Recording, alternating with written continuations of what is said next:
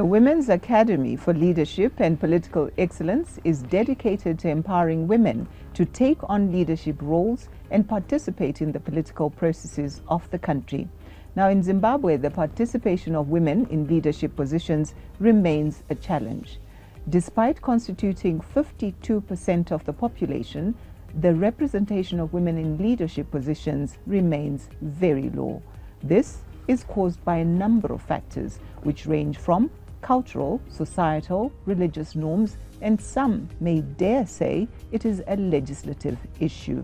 My name is Abigail Mvululu. Today, we are discussing whether new laws and policies can ensure full participation of women in leadership positions. Now, in the studio, I have four lovely ladies. I will start from my immediate left. Please introduce yourself. Greetings, everybody. My name is Shalom Marapara, a student from University of Zimbabwe. I'm studying political science and diplomacy, and I'm also a student activist. I'm very happy to share this space with beautiful ladies. Thank you so much. Thank you, Shalom. Don't underestimate Shalom because of her soft voice. I can assure you that she is a very fierce activist. Greetings. My name is Madrin Chiku, the Director for Research and Advocacy Unit. I'm so excited to be here today because part of what we do is to create agents in women and youth. Madrin left out a whole lot of other titles that she holds, but trust me, she is full of knowledge on the issue that we're going to discuss. Would you like to introduce yourself? Hello everyone, my name is Bridget T. Mambondiani. I'm a recent law graduate from the University of Zimbabwe. I'm a human rights activist and I'm also an artist, and I'm so happy to be here. Bridget is no new face to 3K TV. She's been on many programs on this station. Welcome, Bridget. Thank you. Greetings everyone. My name is Tariro Shoniwa. I'm with the Zimbabwe Media Commission as the Manager, Research, Training and Development. As a commission, we try and promote women in leadership by making sure that they get coverage within the media spaces. Thank you so much. Oh, thank you, ladies, for coming. Shalom, Madrin, Bridget, and Tariro.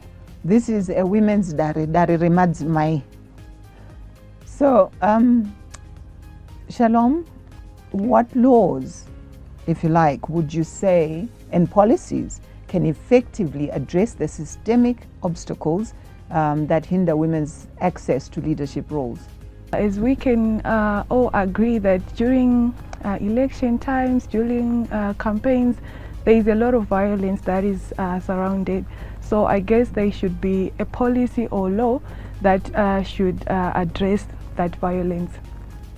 Madrin, the second part of that question, but you're free to come up with whatever answer you want on what laws and policies can effectively address the systemic obstacles. But the second part of that question is talking about how can they impact, how can they, these policies and laws, how can their impact be measured in terms of enhancing women's empowerment?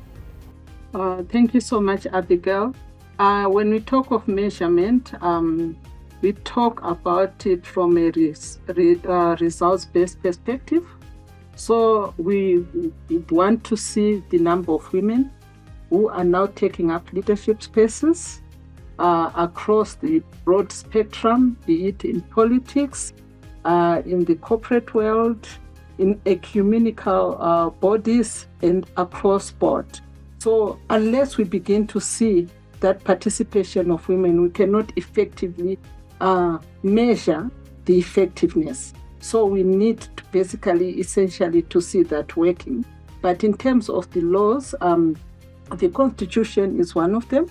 And we are excited because it has provisions in that respect. Section 17 is read with Section 56 and 81. They also promote our participation. It would be interesting, Bridget, to hear from your perspective, being coming from a law background. You just introduced yourself as somebody who's just finished their law degree. 4 serious years, yes? Yes. Okay. So what laws and policies, from your perspective, can effectively address the systemic obstacles that hinder women's access to leadership roles? That's the part A of it. When you're done, I'll ask you the part B. Okay. So I think already, as Madrine had already mentioned, that we have the Constitution as a starting point, because we all know that the Constitution is the supreme law of the country. So whatever that we want to be legislated and governed has to come from the Constitution. And Zimbabwe is recognized as one of those countries that has got a very good gender-sensitive constitution that promotes women's participation, and riding on the sections that you mentioned, section 7, 10, 56 and 81, they all speak about gender equality and the inclusion of women, be it in politics, economics, socially and everything. But then I would draw back to the statistics on the ground. A recent report from sseg indicated that when it comes to political participation, there is about 30% approximately of women who are involved. And when we look at executive positions within the economic industry, the business, it even gets lower to 20%. So that means that despite us having a very strong gender-conscious constitution, there is still a huge gap that's existing. And not only do we have the Constitution in Zimbabwe as a tool that's legally supporting women, we also have other statutes. We have, for example, the more spoken about Sexual Harassment Act, which emphasize the need to protection women from violence within the work environment, so as to ensure that we get more women involved. But however, again, I would go back to say, if we are to look at the practical impact of it, we are still lacking behind. And politically, I could also mention the women's quota, for example. I'm going to stop you from mentioning the women's quota for now. I'm sure Tariro is looking at me and she's like rearing to tell us from a Zimbabwe Media Commission perspective. Tariro, I'm going to put you on the spot, and I want you to talk about measurement of the impact. How can we measure?